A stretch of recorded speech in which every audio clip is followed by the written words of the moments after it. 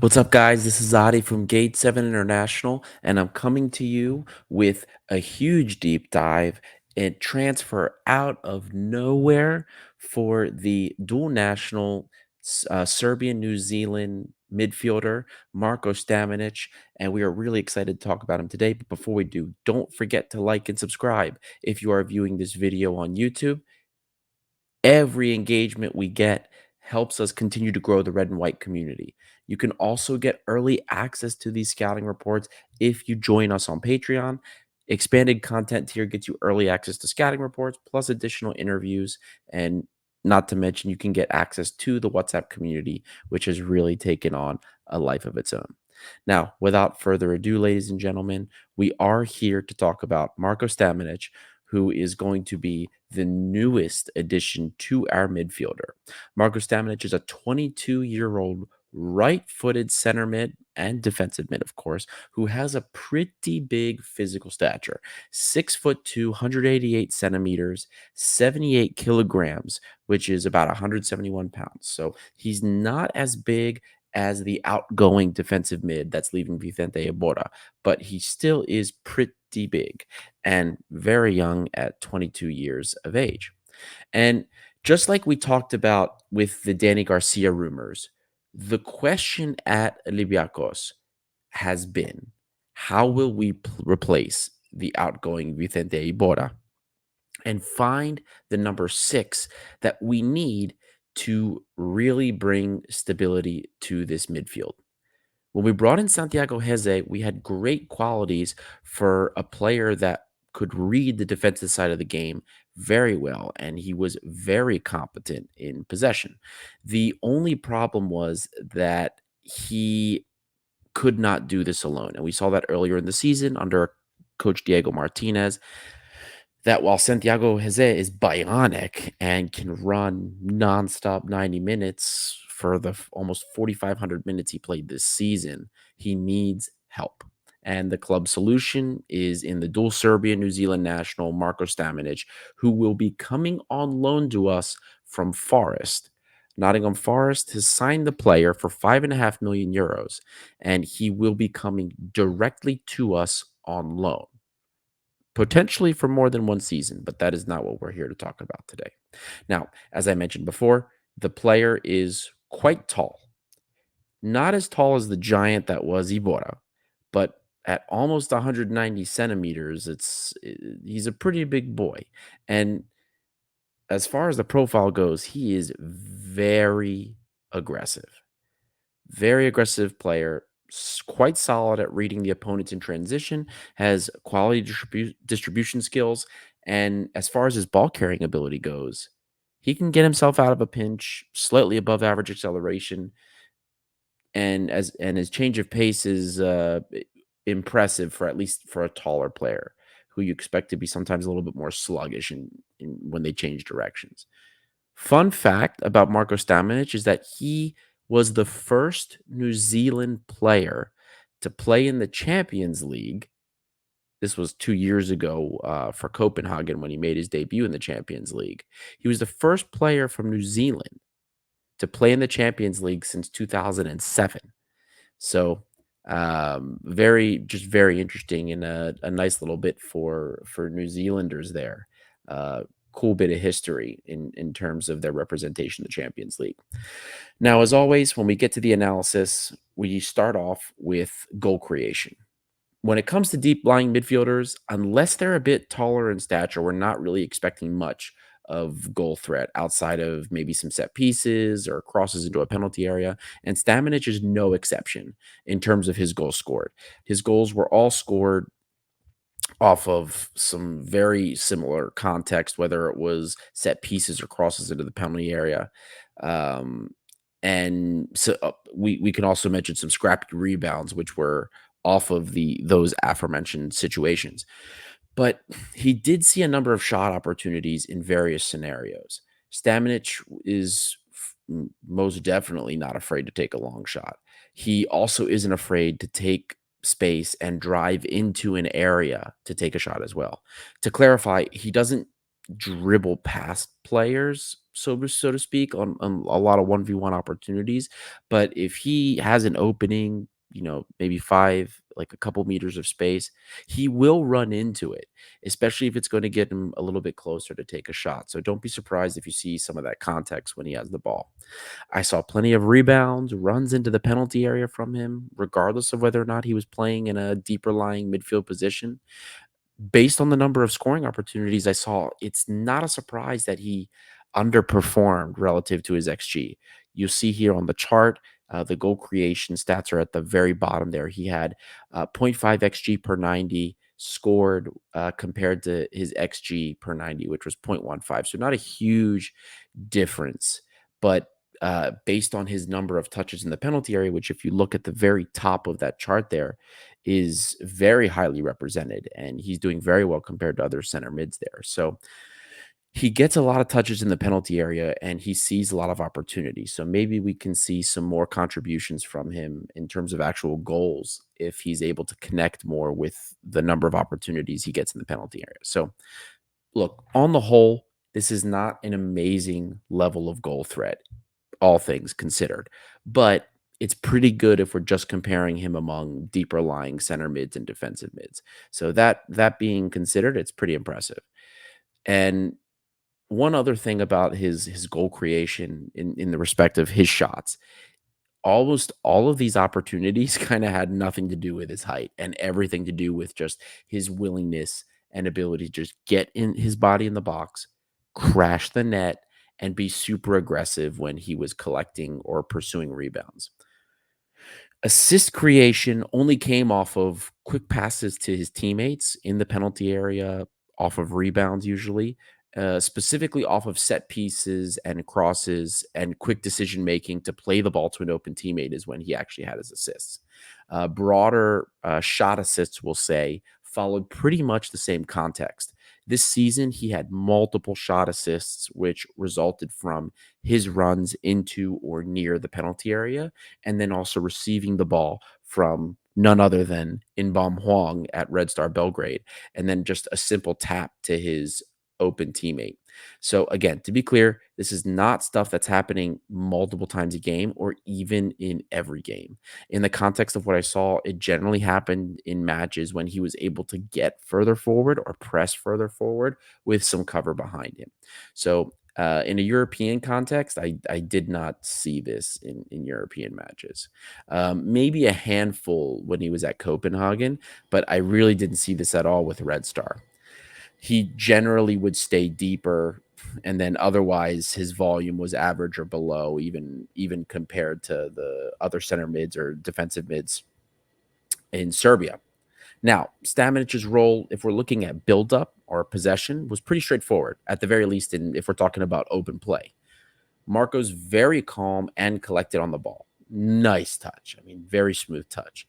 Usually moves the ball quickly in 1, 2 touches, with most of his passes being like that 5, 7 meter mark. But he's very confident enough to switch the ball, make a long pass without much hesitation.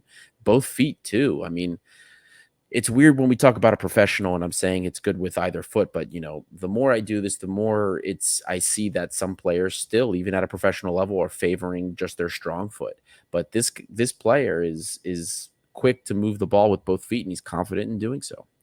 Depending on whether or not the midfield is stacked, will have an adjustment on his position on the pitch at least. I tended to see him play a bit more box to box, especially if he had some support from his midfield. But I saw him play a lot as the last midfielder back, even in the double pivot.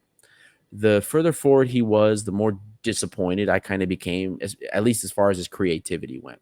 He's not a player that's going to unlock a defense in open play, but he will ensure that you maintain possession, and kind of calm things down. Now, in this respect, I preferred seeing him in a deeper role.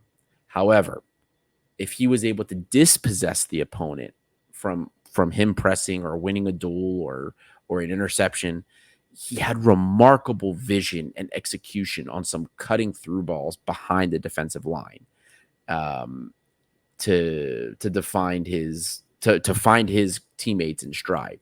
Now, these opportunities didn't always lead directly to shots, but these were incredible balls that gave him a very significant advantage. Him and his team, that is, a significant advantage in attack. So, in this respect, I see plenty of context to create a number of opportunities, especially if he has someone like El Kabi to run on the counter onto the balls he's playing in. The sample that we saw at Red Star in terms of the buildup is very relatable, I think, to Olympiacos, especially considering how Red Star operates in Serbia. They operate in a very similar context to how we operate in Greece. They're usually the dominant team fighting for the title. So I think we see a lot of similar context, especially in how that they operate in their domestic league. Now, passing accuracy for Stamenic is pretty excellent. His even his long balls are generally on point. In open play, he won't take too many risks. He's just going to help move the ball where it's going. But if he wins the ball in the counter situation, like I talked about before, he almost always connects with his teammates, releases the ball pretty quickly. So you don't see too many instances of him losing the ball, giving away as a result of holding it too long or passing too late. And for a 22-year-old, to me, that represents a certain level of maturity that I don't see in players his age. Uh, I mean, his touch was just so clean in one touch pass and move as well. And at least at Red Star, I would see him connecting well with guys like Inbam Huang, and they would pass and move very well off of each other. Uh, in most cases, Inbam would find Stamenic running in space down the line, which was very nice to see. So I think we'll see quite a few of those connections at Olympiacos with his fellow midfielders from him, especially for a player that we consider to be a six. On the defensive side of things, I found Marko Stamenic to be very aggressive. I mean, he has a very large stature, well, a large stature in comparison to most players, but Iborra was larger, and he's not afraid to use it in any stretch of the word. I mean, it does see him draw a card more regularly than most, but he is a huge pain in the ass for opposing ball carriers. I mean, even if he is just marking a man without the ball, he gets up close and personal, and he just makes it very difficult to separate from him, kind of like Norden Amrabat. On that side of things, it probably would not surprise you to hear that he is not afraid to get up close and personal with his opponents. Almost seems perfect in terms of the aggressive mentality we want in a six that everyone was asking for. Again, a parallel to Ike's Norden Amrabat, the winger that everyone hates playing against because of how physical he is. So beyond just his aggression, he's very good also at picking moments to break off of his man that he's tracking, maybe to trail and double down on a ball carrier that's coming down the field. He did this a lot when I was watching the tape, both at Copenhagen and in Red Star, and very good with his reflexes, just getting his foot in front of the pass or even a shot in many scenarios. A lot of his interceptions came like that. I mean, not necessarily him just like running towards the ball to clean it up like Santiago Heze does in that type of anticipation, but closing down sort of on a player and then sticking his foot out when a pass is made just to disrupt it. So just a lot of interceptions like that coming with him, just extending his leg, stopping the pass in his tracks, getting a little closer to the ball carrier. It was also in those types of contexts where the ball, when it dropped closer to him after he intercepted it, if he knew where his players were, man, that ball was down into the opposing third, waiting for a winger or a forward to run onto it. So those are the types of contexts where you would see some of those smart passes, as they would be considered by Y Scout, in action. Now, if we're remarking on his aerial ability, I saw it really on display in the midfield a lot. Occasionally, he would win a ball in the penalty area, both in his teams and the opposing team, but really his height and prowess was on display in the midfield. Seemed to get plenty of duels off of goal kicks, battling for balls in the midfield. He won a well above average volume of aerial duels. And this was representative of a success rate of about 50% if we're just looking at total success. So his wins are attributed really also, again, not just to his size, but his aggressiveness in winning position over his opponents. So again, not because he's taller and jumping over people, but because he's just muscling them off away from him and just getting a better position. that was really the core context for most of his defensive success and his aerial duels. I mean, on the defensive side of things, I mean, tactically, this is a wet dream for Jose Luis Mendilibar, if I can be so bold as to say something like that. Now, I wanted to do a quick comparison here. We did tease this on social media earlier before the player, before we actually recorded everything, just to give everyone an idea and give everyone a taste for these radar plots. Since Iborra is leaving a void and was really the only number 6 presence that we had at the club this past season, I wanted to compare Marko and his capabilities in Serbia to what Iborra did in the Greek league. So as we look at the radar plot here, we see some differences and similarities. Now, for those of you that are tuning in to the first time, this radar plot represents each player's data as a percentile compared to other center mids and defensive mids in the league. So we are seeing two plots here overlaid on each other. The red plot is Stamenic, and then the blue plot is Iborra. So again, their data points are representative of their performances as a percentile compared to everyone in the league. So the blue Iborra is compared to him and midfielders and DMs in Greece, while as Stamenic is being compared to the rest of the center mids and DMs in the Serbian league. So just looking at the radar plot here at face value, we see plenty of improvements compared to Iborra as far as offensive capabilities and distribution capabilities. We also see very, very similar capabilities and similar percentile ranking in his defensive success with a much more aggressive personality. So on paper, we see the attributes on the field that we loved from Iborra, just in a younger and slightly more offensive package. Iborra's stature was a little taller, as I mentioned before, and his presence represented, I think, a bit more calmness when he was on the field than kind of what I get, the aura I get from Stamenic, if you will. But that's not really the end of the world. In the end, the fact of the matter is Iborra could never have been a day in and day out number 6 for us. His use and revelation in the second half of the season saw him get injured just as he was getting some normal use. Thank God he was available for us in the final, but he was never going to be somebody that would be used more regularly, even if he stayed this coming season. So we were always going to need someone a little younger with a better long-term daily outlook. And in the end, the real difference we need to focus on here is something that's a bit more intangible. I know I have the plots here to try and best compare them, but Iborra's leadership characteristics are not necessarily something that can be measured. And his tournament experience that he brought to the team, winning 4 Europa Leagues, carries an immeasurable value that Stamina just simply does not have. So it's really unclear what the impact of that absence of experience and leadership will be this season. And maybe if we renew the pieces that were on loan and the pieces that are keeping some of those pieces, the core pieces from last season, maybe their experience from last season can supplement what we're losing with Iborra's departure. Or at the very least, maybe if we get a player that's rumored before, like Danny Garcia, we can get him to put pen to paper and then reintroduce a veteran presence.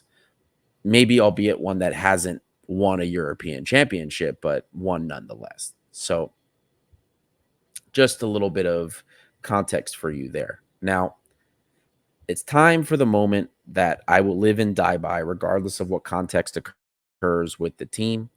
My outlook on the player, my verdict. So, my outlook on this player, based on what I saw, is very positive. If you complained about us not having a 6, it doesn't get much better than this, especially considering our budget restrictions. This kid is more mobile than what we had previously and just seems like a better fit for the type of player that Mendilibar wants to have, not just in his profile and ball carrying, but in his aggressiveness and his mentality. Assuming that there's no other off-field factors at play here, this player should be a hit for us. I'm giving this transfer 2 thumbs up. It's pretty much about as good as it gets.